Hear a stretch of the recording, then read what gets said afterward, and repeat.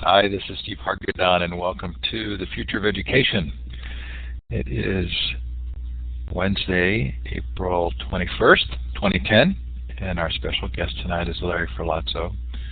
And Larry, will you say your last name for me, because I keep saying Ferlazzo and I want to make sure it's right. Well, I suspect that is actually the accurate Italian pronunciation. I use Ferlazzo. Okay, you're being kind to me. So Ferlazzo. Larry, we're really glad to have you here. Larry's going to talk about English language learners, but as I think you'll see, that the topic is broader than that. If this is your first time at one of our Future of Education sessions, they are sponsored by Illuminate, my employer, and I work on a project called Learn Central. That's a social network for educators that is free, that has Illuminate baked in. We hope you benefit from it. Coming up on the Future of Education, of course, tonight with Larry.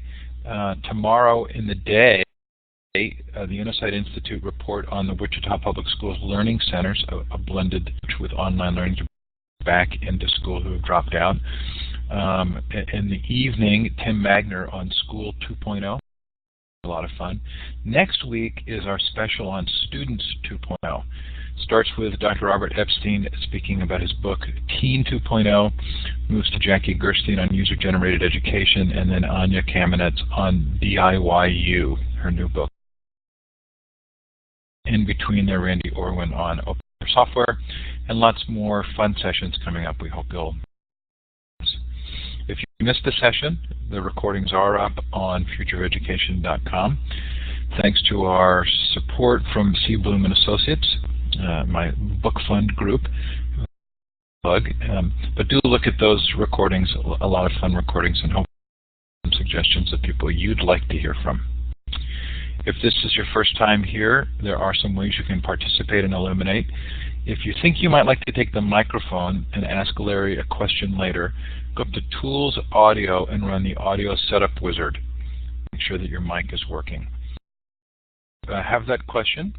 You can click at the bottom of the participant window. You'll see a large icon with a hand and a green up arrow. You click on that to raise your hand, and we'll give you the mic. If you don't want to use the mic, you can use the smiley face or the clapping hand to let Larry something, and of course you can leave a message in the chat. If you go up to View Layouts and you switch to the wide layout, it's a little bit that chat. So that we're getting some clapping for that role. Okay, now's a chance for you to let us know where you're listening from. So to the left of the map, you'll see a wand with a red star at the end. Click on that. You're here, Spain. The absence of putting a click on the map, we do North America centric tonight, which makes sense if it's English language learners. So wherever you're listening from, or if you're listening to the recording, we're sure glad to have you. Okay, so Larry, I looked the book up on Amazon, and like you said, I think it's just started to ship, and noticed that you have published another book just a few months ago. So is this part of a trend? Are you going to be pulling books out of your head every 6 months? Well, I don't know about every 6 months, but I actually have a third one that should come out next spring, which is more on instructional strategies and classroom management in general for students. But it's been pretty insane. A little bit fun. I don't know how many more my wife is going to let me write, though.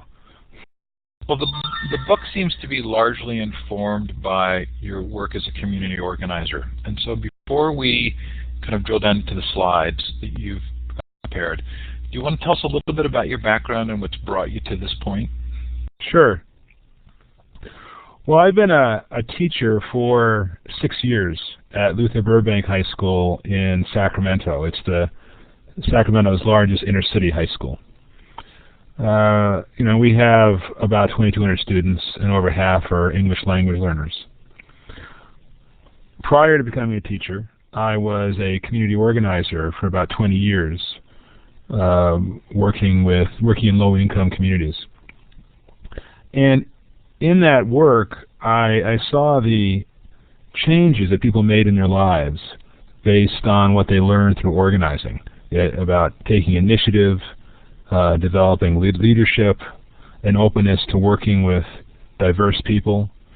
And I saw them making these changes, in their 20s, 30s, 40s, 50s, 60s, even 70s. And I thought to myself, God, how much better their lives would have been if they had made some of these changes earlier. So I began to explore teaching and visiting classrooms. And I was interested in particularly English language learners because my parents were immigrants and my organizing was primarily in immigrant communities. And I remember visiting classrooms to observe and saw how ELLs were looked at more through a deficit lens, which led to sort of lower level thinking skills as opposed to looking at them through the lens of assets. And that's the reason why we were successful in organizing. And so I've been trying to figure out how to, over the past 6 years, figuring out how I can bring some of the organizing methodology into the classroom. So those of us who are in the United States have heard a lot about community organizers because of President Obama. What does a community, or what did you do? What was your job? Well, I worked for a national organization called the Industrial Areas Foundation, which since the 1930s worked with community, I guess almost coalitions of religious congregations, labor unions, and neighborhood groups, and who organized to try to respond effectively to community problems in a way where the people who were most affected by the problems were integral to developing the solutions. And so my job, I would just go on hundreds, if not thousands of individual meetings and listen to people and organize, and we talk about the difference between agitation and irritation. That I am irritating you if I'm challenging you to do something about my interest. I'm agitating you if I'm challenging you to do something about your interest, the concerns that you have identified. And so I would meet with people. The leaders of these institutions that made up an organization had decided that our perspective is that every community is organized, just often in the wrong way, in the context of who has power and who has a voice in decision making. So the idea was to engage people who have not been involved in public life before in developing solutions and negotiating with public officials and institutions to help achieve those solutions. And I think that contrast between agitation and irritation has also been very useful in the classroom. Yeah. So we would get affordable housing built, jobs that paid a living wage, citizenship classes, getting citizenship backlogs reduced from the Immigration Naturalization Service, get affordable child care. But the people who had the problems were the ones who were involved, who were leading the solutions. So it is very interesting then that you would think about kind of moving that back to life skills in an earlier age. Yeah, well, again, I think it was, and I think that the people who were involved in organizing were always saying, God, I wish I'd learned this stuff before. So it was, I think, it made sense. And my father was also an ESL teacher. So I guess I had that in my genes. That was really an intriguing part of the book to read. The fact that your dad was an ELL teacher. And he said, there's a line in the book specifically, it's not coming to mind right away, but he said one thing that you relate in the book that really kind of stuck with you. Do you remember? Yeah. I think he said that his goal was not to teach people to survive, but instead to teach them to thrive. And you had as well in your family this story of your grandmother. So I'm thinking this would whom she allowed something to take place with him, and it really kind of made a connection for you lifelong. Yes, in the 20s and 30s, not only in New York but in other communities, students who were sort of rambunctious or viewed as probably now have ADHD or other issues, especially immigrant students, were viewed as candidates for lobotomies.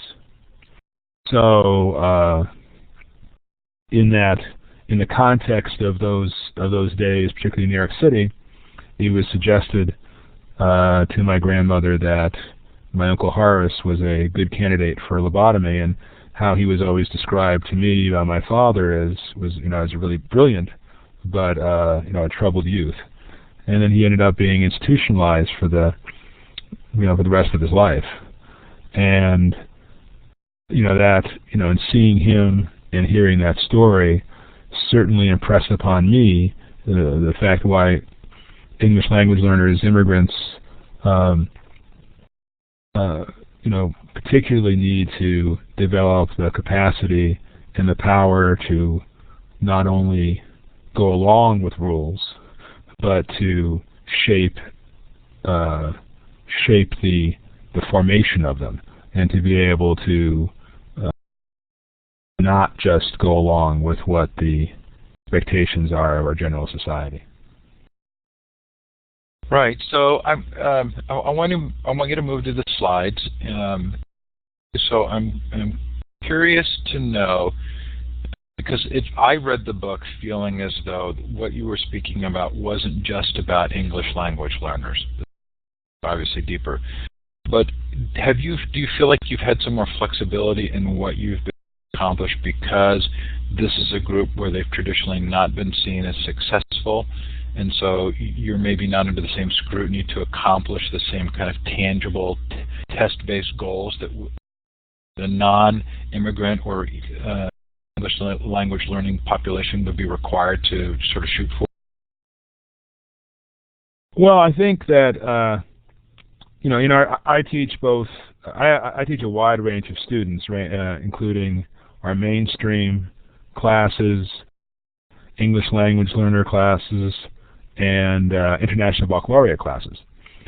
So I use many aspects of this methodology in all of those classes, as do our colleagues, and I have lots of questions about the validity of standardized tests and test scores, but all my students do pretty well. And our school,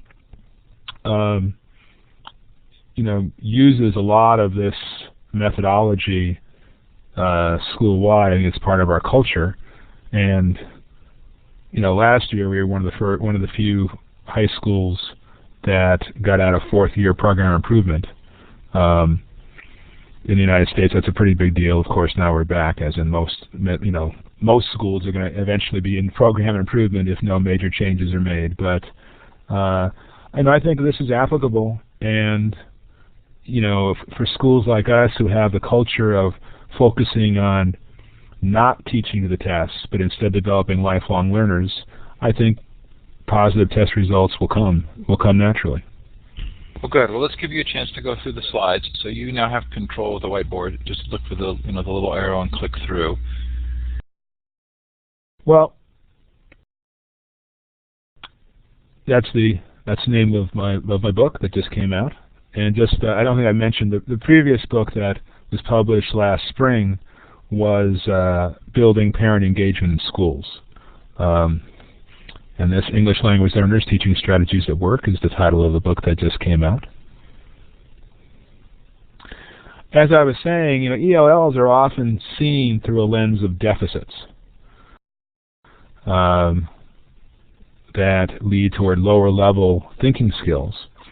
And I think the key is looking at ELLs and looking at all students, particularly any student in schools in low-income communities, through a lens of assets, which I think will develop create opportunities for developing higher level thinking skills. Sorry. And in organizing, I mean, how I think I've applied this in school is what I call the organizing cycle, which is very similar to how organizers work out in the community, in terms of having five steps. And the key step to begin is building relationships. I think the first step is always building relationships. The last step is reflection, and how the steps in between go, I think, can be pretty flexible. But organizing is just another word for relationship building. And a story that I share in the book was we had a Russian immigrant in one of our classes who was feeling very frustrated at her inability to master English for some conjugation of verbs, which is just a pain in the butt. I mean, for anybody who's learning English or most other languages. I know it drove me nuts when I was learning Spanish. And she was not willing to accept the fact that it was just going to come in time. And she was getting very frustrated. It was affecting her whole view, her whole perspective on language learning. And I spent some time just trying to learn a little about her life. And out of that, learned in Russia, she loved ballroom dancing, and had competed in a lot of competitions. And in talking with her, we came up with the idea of developing a board game, using probably the first board game in the history of English language teaching, where that was used to teach English. And we had, each level of the board game was based on a harder dance that she had mastered in Russia. And it was a board game with a bunch of cards, and every time she'd get a space, she'd have to answer one of the cards that she had created, answering a question about some verb tense. And she got very engaged in it and wanted to stay after school every day to play this game with her friends. And it got to the point where actually all the students in the whole class wanted to create their own board game to emphasize a particular issue they were working on. And that just wouldn't have happened without taking the time to build relationships and to listen. And out of that, it's not just a matter of just listening, but in me using those relationships to get her to do what I want, but it's an exchange. And I also was enriched by learning more about her life and about the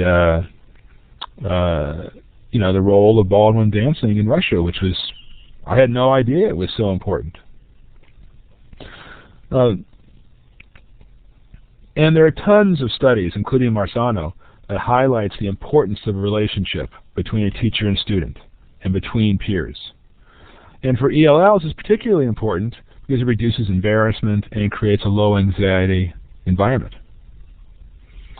Some other ways to do that is, are ranging, and I list this in my book, having students create posters, sharing, things they love to do, followed by individual meetings between students where they have follow-up questions.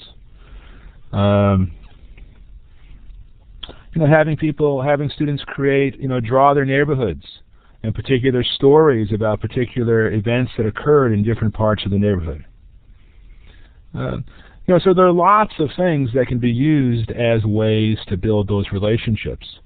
One of the things that we do at our school is also develop sister classes. Yeah, trust is the key. I see that in the chat. We do a thing called a dialogue journal. And a dialogue journal is fairly well known among teachers of English language learners, where students write a journal about their life, what happened that week.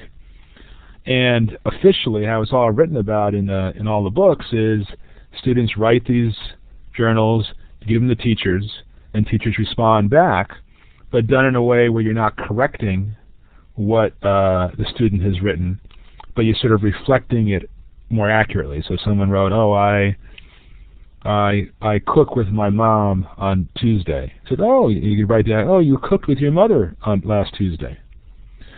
But it's insane to have a teacher respond to all these things. I don't know how anybody does that. But what we do is we have sister classes of native English speakers or more advanced English speakers, and teachers in those classes, like writing in the chat, have their students. They teach their students how to engage in the dialogue journal, and they use it as an opportunity to teach grammar for their students. You don't know something until you teach it. So instead of me having to respond to 30 individual students in other classes, respond to students, and they develop relationships, and they have parties together, go on field trips together too, and it's everybody wins. So relationship building is one key. I'd say the next thing I want to talk about is learning by doing. And there's lots of research in my book about that, and obviously, I'm sure a lot of people have heard that expression before. It's how I apply that in the school is through this idea of inductive teaching. That where you give examples and students create patterns and create concepts instead of deductive, where you give them the rule, then they have to apply it. For example, I'll give some examples of this. Well, one is concept attainment.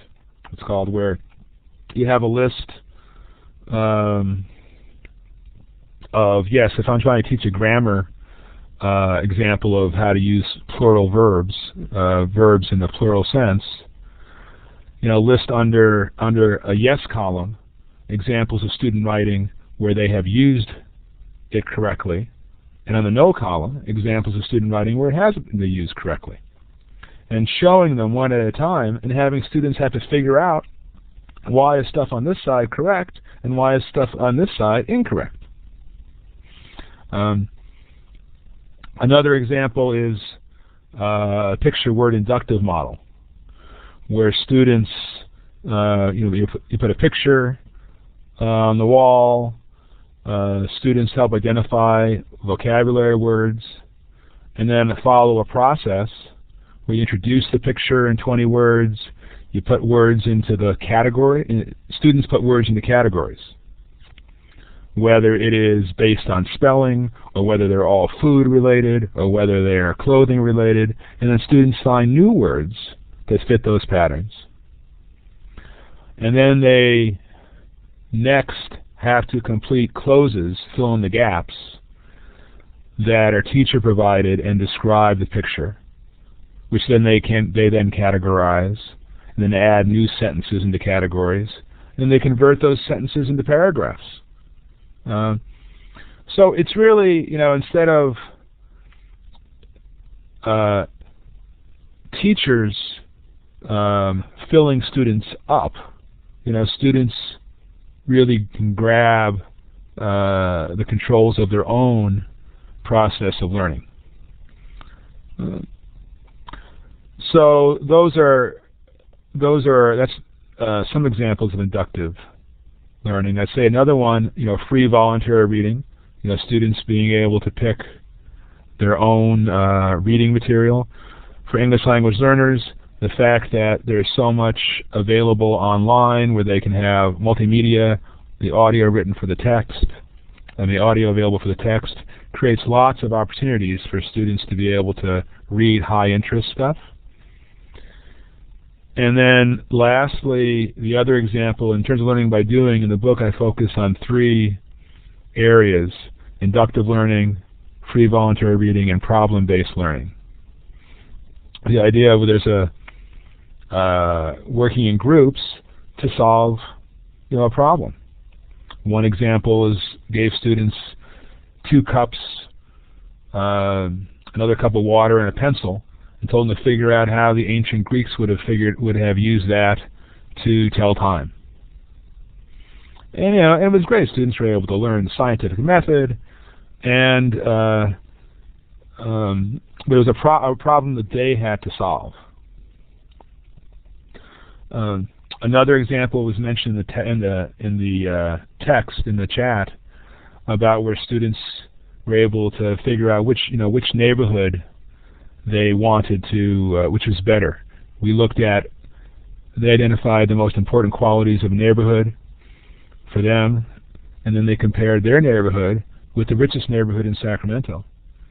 But based on all the qualities that they identified as important for the neighborhood, they all chose their neighborhood as a much better place to live. Let's see. Really quickly, I think the next element is accessing prior knowledge through student stories. Our English language learner students have tons and tons of stories. Nothing like looking at it through a lens of assets, ranging from KWL charts. Students may not know about, if you're studying New Orleans, they may not know about Mardi Gras, but they certainly know about tons of other festivals that they have in their in their native country. Another example in terms of accessing prior knowledge through stories is using a Freirean lesson sequence based on Paulo Freire, where, for example, I show the beginning of the movie Les Miserables, where the bread is stolen to feed the family, and you ask students, well, what do you see? And they just describe it. Then, what problem do you think is represented in the picture or video? What do you think caused the problem? Have you or your families ever experienced a similar problem? How did you or your family respond to the problem? So there's lots of opportunities to get students to tell their own stories, to create higher order thinking skills, and tons of language development opportunities. Another element is the importance of mentoring student leadership potential. When I have a small group, I try to proposition students ahead of time so that we've got students who are actually helping lead the groups. They're prepared. They know what to do, how to engage other students in who are not being particularly involved. But it's not going to happen magically. Supposedly, there's a Chinese saying that goes, you got to stand still with your mouth open for a long time before a roast chicken is going to fly into it. And it's just a matter of having some brief conversations with students to prepare them ahead of time to lead small groups. A lot of research has shown that the qualities of a good language learner are being intrinsically motivated, a sense of self-efficacy, self-confidence, willing to take risks, learn from mistakes, and to teach others. And those are also great qualities of leaders, and the leadership qualities that we teach in organizing. So I try to look for opportunities to explicitly teach that, finding readings from different cultures that highlight that as well. Yeah, here are the qualities of a good language learner. And then finally, the importance of reflection. In organizing, we used to talk about people being a mass of undigested actions. And the word reflection means bending back. Now, Hannah Arendt was a philosopher who wrote about the trial of Adolf Eichmann, the architect of the Holocaust. And when she was witnessing the trial, she ended up concluding, she came up with a great phrase, this famous phrase of the banality of evil. That, Eichmann wasn't an evil person, but he had basically lived his life without any kind of reflection at all, and just did what he was told. And I'm not suggesting that that's going to happen to our students, but it's amazing. I mean, if we don't teach our students the importance of thinking about what's going on in their lives, they can potentially miss lots of opportunities for understanding and just live life mechanically. So I really do a lot of reflections in our class. Of course, when you do these reflections, you never know what student's going to come up with. I know one question I asked a student to write to is, what did you learn this week? And he wrote back, I didn't really learn anything this week, but Mr. Ferlazzo tried his best, so that was okay. And my last slide, no cockroaches, reflects Kafka's book Metamorphosis, where the main character, because of his living life unreflectively and just living life mechanically, ended up turning into a cockroach.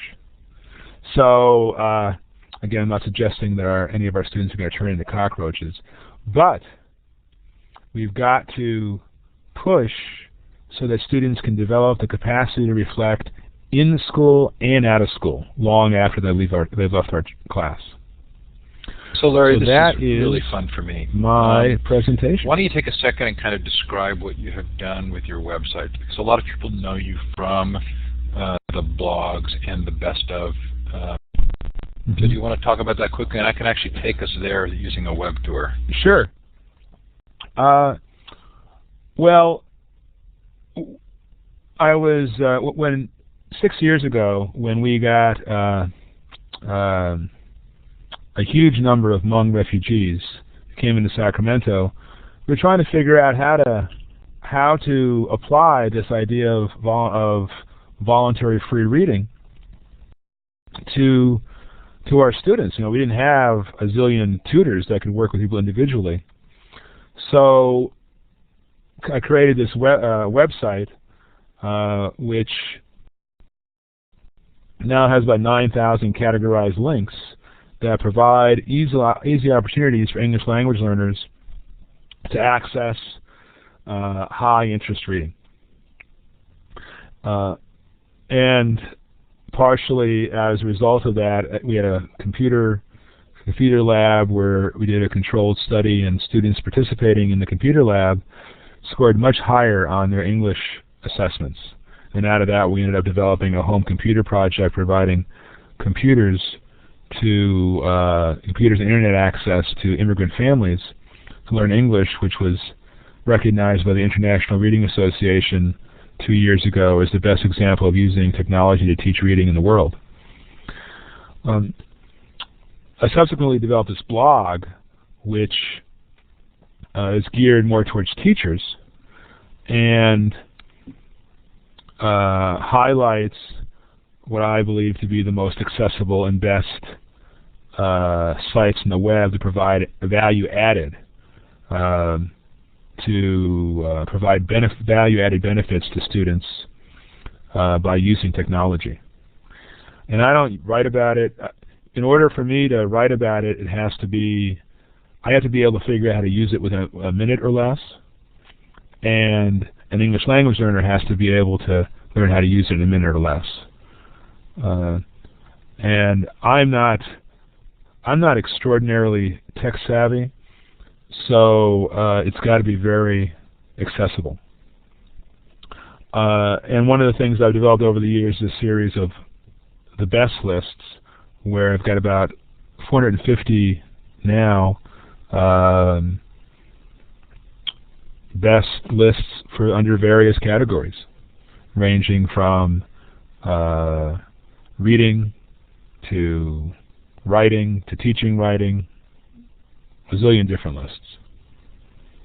So I've put the link for the list portion of the website up. I'm going to go back to the websites of the day,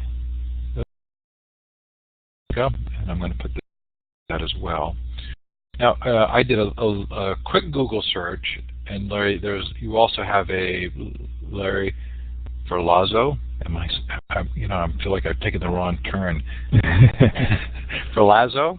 Ferlazzo, yep, you got it. Okay, so Larry Ferlazzo site, and I don't know if you point people to that ever, but I'm going to put that up. Yeah, that's designed for student self-access, LarryFerlazzo.com. Yeah, if you click on English in that main page, that will lead you to like 9,000 categorized links for English language learners. So the blog is more designed for teachers, whereas this website is designed for student self-access.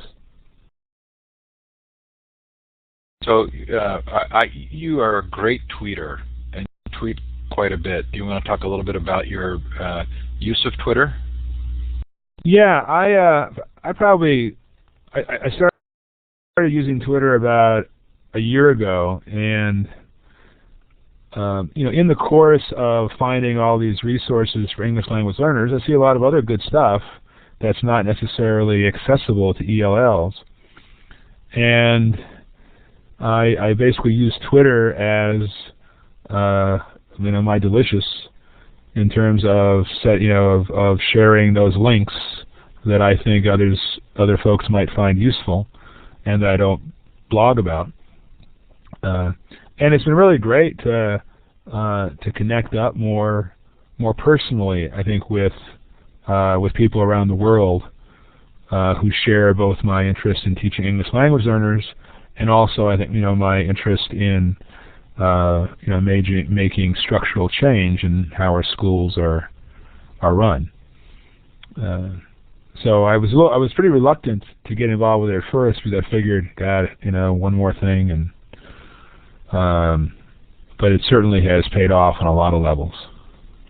So maybe you can help me put into words an idea that I've had for the last couple of days. I was looking at the ISTE nets and the whole idea of a document that represents sort of what should be taught or what kind of skills should be gained. Thought about the really engaging and compelling exercise that must have been to produce that list, or to produce the Partnership for 21st Century Skills list, and how if you had been a part of that committee, you probably would have been thinking deeply about really significant issues, and then you create this document in which you say, including our significant things learned. And at that moment, then it gets handed down as a result instead of a process. Mm-hmm. Rather than saying, okay, here's the process, gather together your educational community, and here's how you can talk about what's really important, and create a list for yourselves of what you think the significant skills are. What I hear you doing in the classroom is very much being focused on the process, almost institutionalizing the process rather than the results. What language do you use to describe that? Because I'm obviously not doing the best possible job here. Well, it's actually sort of funny you should mention this, because I'm on a sort of a consultative body for our school district, and we have a new superintendent, and who's trying to develop some vision, and I wrote an article for Ed Week about this, that I think it's fine to sort of create some guidelines, for example, when I've written about parent engagement, I talk about the difference between parent engagement and parent involvement. And I think the idea is, I think it's very helpful to offer that kind of a vision, and then have people create their, how does that apply to their existing practice? I don't think we will need a checklist. I think one of the problems we have is teachers and administrators get zillions of checklists with scores of things that they should be doing or considering doing. And what I propose instead is developing more of a few key elements of a vision, And then out of that, like you say, people come up with their own ideas of how to apply that. And then to help make that vision their own. And I think it's great that people got to do some deep thinking. I mean, a lot of people are just, we're really busy on a lot of things, and I welcome people's deep thinking as long as I can react to it and make changes in it and how it plays out for me. But I think that a lot of people will come up with these standards or perspectives. As you're saying, don't create a process for people to make it their own. So I think it might be helpful also for you to describe the structure of the chapters in the book. So for those who are listening to this and are interested in the book, you're very methodical in how you structure the chapters for what you're providing people. Do you want to talk quickly about that? Sure. I think that each chapter begins with a short story of an actual classroom situation with an analysis of how that played out. I mean, the chapters are based on each of the five steps of the organizing cycle. After the analysis of the story, it describes research that describes why this element is really important in the classroom. Then it describes how to apply it in the classroom with lots of examples, including a lesson plan. Each chapter has examples of student work, along with how it connects to the English Language Development Standards of California, which I think are comparable to other states. Each chapter has multiple examples I call sort of tech tips. Also gives specific examples of research and action that clearly shows examples of how that is specific research is applied, that can be applied in the context of this organizing cycle. And then I think about how to evaluate if you're being successful in relationship building, in reflection, in learning by doing. There's also a big appendix listing specific tech resources for each lesson, and also there's a substantial portion on using learning games in the classroom. So that's sort of a brief description, but I think it is pretty methodical. And what the great thing about it is it's a great table of contents. It's a very lengthy table of contents, but you can quickly, it's like 4 pages, which clearly shows where, if you're looking for one thing, it'll lead you right there. Okay, terrific. I still only have the electronic version. So it's so funny. I really love the physical. Even with the electronic, and the convenience of it, I still am going to end up getting the physical copy. So this is the time we'll switch to Q&A. So if you have a question for Larry, you've been good about putting them in the chat. Please feel free to do so, to continue to do so. You can also use that icon at the bottom of the participant window, the hand with the green up arrow, to raise your hand and take the microphone if you have a question for Larry.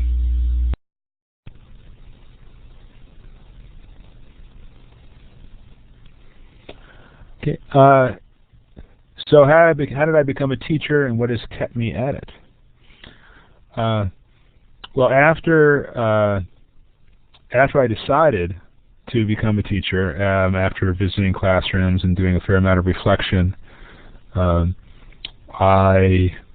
was able to find I had a choice, either to go into a year-long program where I would be paid to be a teacher and paid to learn, or to go to a year-long program, social program, where I actually had the classes on site at an urban middle school, where I would student teach, but also be going to classes there. And it was pretty clear to me that I didn't really know what in the world I was going to be, what I was doing in the classroom. And after seeing some teachers, teach, so I decided to choose the latter, and my wife was supportive of that, both financially and otherwise. And then after that year program, I was specifically recruited, actually, by the then the president of the Sacramento board, school board, and the principal of our school, who was interested in trying to figure out how to bring organizing to be more of a centerpiece of that school. And that's how I ended up at Burbank. We've got a lot of questions that have come in. If yes. you're looking at go up to View Layouts, make sure you're in the wide layout format, which will allow you to see the questions. I think the next one was, Nelson asked, I'm wondering about some of the specifics of your teaching. He later says that he was lost the first 2-3 years. I don't know if you want to address any of the specifics. That may relate to Kristen's question. I respect all the work you do. What types of strategies do you recommend for balancing placing ELL students with their peers versus providing them with individualized instruction? Well, I'll answer Kristen's question, first. I think in our school we have beginner classes, early intermediate classes, and advanced classes, but all of our regular classes are generally 50% or 60% advanced English language learners. So we have with that large number of English language learners, like I said, all of our classes have ELLs. I think it's pretty important to both provide opportunities for ELLs to be with students at their same language level, and also to connect them with other students, mainstream students as well too. I mean, it's pretty easy, like at our school, art, PE, it's easy to get beginning ELLs into those classes almost immediately. I'm not a real big fan of newcomer schools that are only limited to newcomers, though I'm sure there are good, that people have had good reasons for those, because I think that lets most other schools off the hook for trying to figure out a way that they can respond to the needs of all students. Let's see. Being lost the first 2-3 years of teaching. Yeah, I mean, I think if you're not, I feel pretty lucky. Our school places a real high premium on professional development, on quality professional development that's actually chosen by the school as opposed to most useless professional development that I think universally is given by district central offices. So that's, I think that's what's saved me. Steve, should I just go down the list of questions here, or how should I proceed here? You'd like. Okay. Because Nelson actually kind of went on there to say he was interested specifically maybe in vocabulary and teaching vocabulary. Okay. Let me David, how about examples of ways you integrate technology into your classroom? Well, all my classes have class blogs, and you can access those in the sidebar of my blog. I have a 9th grade classroom blog, an intermediate English blog that gives, you can see tons of different examples of class assignments that they do and how they use it, ranging from using it as a great way to become better writers, to providing audio recording so that they can hear how they are speaking. English Central, which was created last year, is probably like many ESL teachers around the world would say it's the best site for English language learners ever, where students can watch and hear videos, and then record their own audio, and then the computer software grades them on how their pronunciation is. And it's just great, and it's going to be around a while for free because it's financed by Google. Are you ever able to have one-on-one time to see individual progress of your ELL students? Well, we do a lot of individual assessment. Actually, not just in our ELL students, but for me, and I think for our school, an extraordinarily accurate assessment process is having students complete closes, fill in the gaps several times a year, and also have them read to us for a minute each. And we're able to gauge both the closes are able to gauge their vocabulary and comprehension, and the reading fluency able to, gauge the rapidity of their ability to read, which is pretty critical. And we do that individually. We make the time to do that. Integrated social media into instruction. We've certainly had sister classes around the world that have shared multimedia projects and then commented on them. And that's been a real clear way to do it, that we've done it. Suggestions and programs that work well for ELL learners at the elementary middle school level. Well, I think a lot of this stuff can be used across the board. Certainly on my website for students, there's a bunch of stuff. I mean, most sites are accessible both to elementary and middle school students. Alice Mercer, who was an elementary computer teacher in Sacramento, does great work with ELLs at her site, and she has a blog. Alice Mercer, MERCER,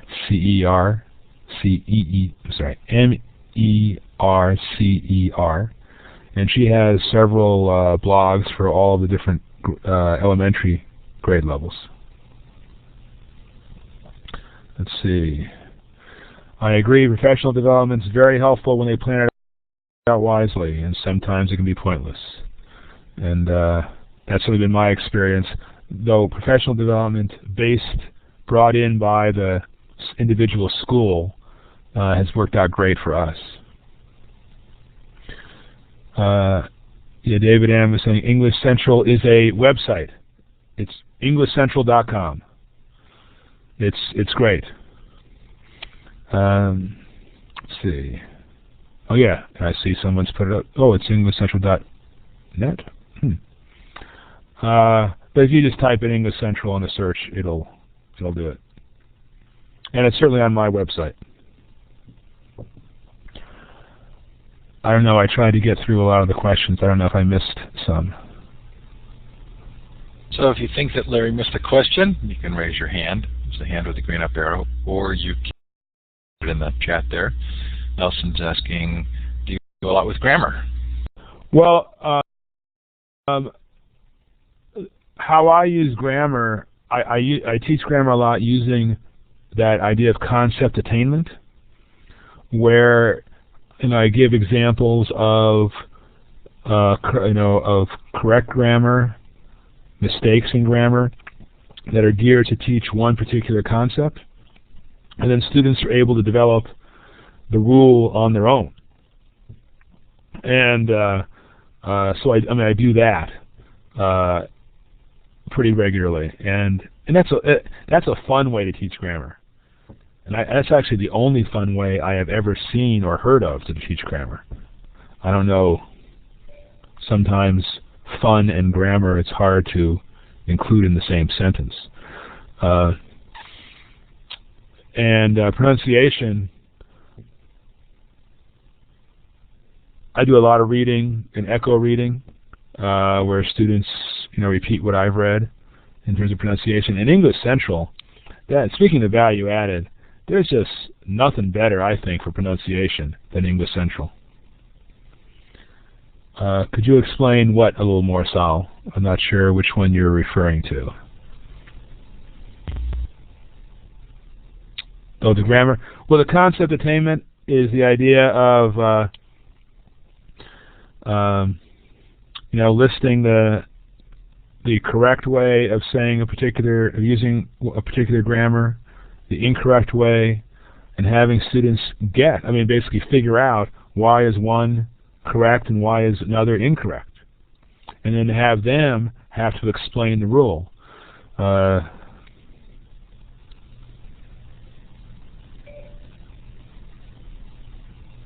So Larry, I'm wondering if you've ever heard of Carl Blythe, who's at the Texas Language Technology Center. Recently did a Merlot webinar with him. I'm going to put the link in the chat. But he does something intriguing to me. They're teaching foreign language to college students, so the idea here would have to apply it a little bit differently, but they have the upper level students record the video lessons for the first year students. So if you're a French student, you actually see a video of someone who's a year or two ahead of you in school, and they're in France on a summer trip, and they're actually talking to a shop merchant, or they're talking in a conversation, and they say this, now I'm going to do this, and then they do it. And what's interesting about it is that Carl says that the actual videos then end up being imperfect. Sometimes the pronunciation is incorrect or something else, but two really significant things happen. One of which is the students see their peers who are only a year or two ahead of them actually involved in conversations and doing things of significance in the language. And so they become very motivated and excited. And the upper level students are actually becoming teachers. So pedagogically, I just thought it was brilliant, and all it required was some flip cams. Have you seen anything like that at your level, or have you thought about something similar? Well, certainly, on a simpler level, with our classes, just as our native English speakers use the dialogue journals with the intermediate English students, the intermediate English students also prepare lessons for the early intermediate students, and the early intermediate students prepare lessons for the beginners. So we always try to incorporate that in all of our classes, with one caveat. One key thing is, anytime we do this, including when the native English speakers are teaching, are doing the dialogue journal or getting together, we always make it reciprocal. So that I think it's important that the lower level English learners are able to teach something. It may not necessarily be related to language, but it's related to something, whether their culture, their history, among story cloth or whatever, so that that both are teaching each other, even though the primary focus is obviously the higher language level teaching the lower language level, but recognizing that no matter how low their English language level is, that recognizing it has no impact, no relevance to their level of intelligence or the stories they have or the capability they have. So that I think it's just important to have that kind of reciprocity. But it's just it's just a non-tech version in many ways of what you were saying, but it sounds like they're doing great work there in Texas. Terrific. So, Larry, why don't you type your email address in, or your preferred method of contact, if anybody wants to make contact with you. I moved us to the slide that has the names of the two books and then those links that you have there. I'm going to mention just briefly thanks again to Illuminate Learn Central, to C. Bloom and Associates, and I'll leave the final slide up of the list of sessions coming up over the next couple of weeks. Thanks, Larry. I love the relationship. I love the journey you and I have enjoyed together, talking from everything from open source software and computers in the home now to English language learners. Thanks for coming on and being a part of this, and thanks to those of you who attended tonight. We sure appreciate your being here. Well, thank you, Steve, and thank you, everybody. And what's the best way for people to get the link to this recording? So I will post the link to this recording at futureofeducation.com. But if you came in through Learn Central, the listing there will also have the link. It will have the full limited recording, and it will have an MP3 version, and it will have the chat in an RTF format. So 3 different ways to pull that content.